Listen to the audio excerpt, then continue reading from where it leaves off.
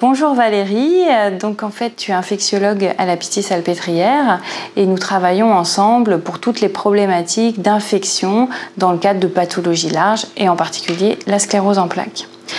Donc la question que je me pose, c'est quand on a une sclérose en plaques, quelle va être la démarche à suivre?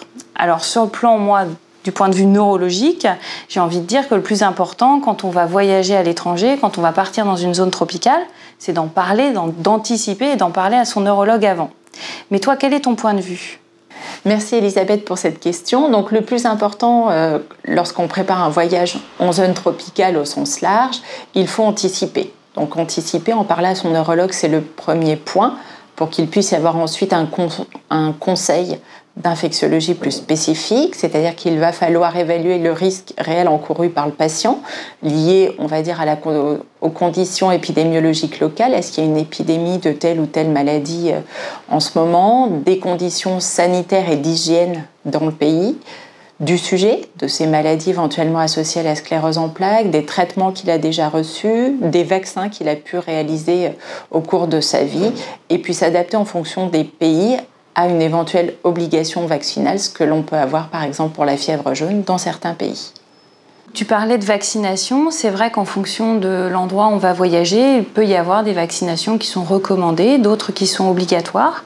Alors est-ce qu'on peut faire toutes les vaccinations quand on a une sclérose en plaques? Et la suite de ma question, c'est finalement quel va être le délai à prévoir entre la date de la vaccination et la date du départ? En pratique, quand on a une sclérose en plaques, on peut bénéficier quand même de la majorité des vaccins qui sont nécessaires en zone tropicale. Bien sûr, quand on est traité par immunosuppresseur plutôt que par immunomodulateur, certains vaccins peuvent être contre-indiqués. C'est le cas du vaccin de la fièvre jaune.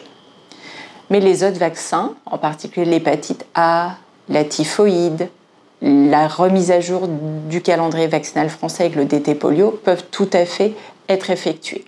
Idéalement, les vaccins, ça se prépare, idéalement au moins 15 jours avant le départ en zone d'endémie pour avoir le temps au système immunitaire de développer des anticorps et donc pouvoir avoir une vaccination efficace avant de voyager. D'où l'intérêt de prévoir le voyage, d'en parler suffisamment tôt à son neurologue pour avoir le temps d'avoir un infectiologue, un conseil adapté et ses vaccins. Donc c'est vrai qu'on parle du vaccin de la fièvre jaune, c'est vrai que nous, neurologues, on est toujours un petit peu embêtés parce qu'il y a une étude avec peu de patients sclérose en plaques qui dit que peut-être ça augmenterait le risque de faire une poussée, mais clairement il nous faudrait des données un peu plus robustes pour en savoir plus.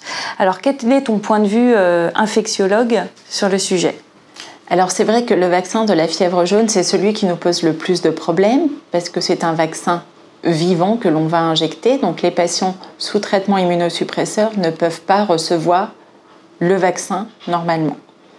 Alors la fièvre jaune, c'est compliqué. Certains pays ont une obligation vaccinale, c'est-à-dire que pour entrer dans le pays, il faut un certificat comme quoi on a bien été vacciné contre la fièvre jaune. Donc c'est par exemple la Guyane, c'est par exemple certains pays d'Afrique. Mais il faut savoir que les épidémies de fièvre jaune change et que là, par exemple, à l'heure actuelle, il y a une épidémie au Brésil pour laquelle il n'y a aucune recommandation vaccinale à ce jour. C'est pour ça qu'il faut adapter le conseil à chaque patient et à son traitement.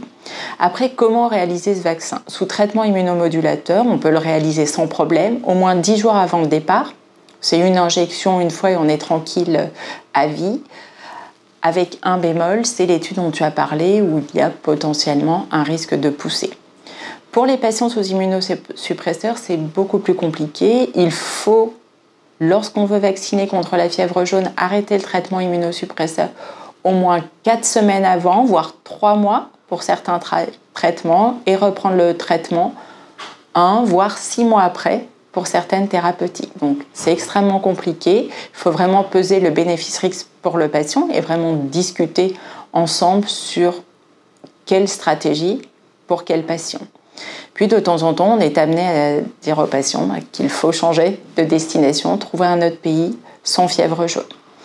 Pour certains séjours courts dans des zones à très peu risque, on peut proposer aux patients de faire un certificat de contre-indication à la vaccination et de leur proposer des moustiquaires, des répulsifs pour les vêtements, pour le corps, le port de vêtements longs lorsque l'exposition au risque est minime.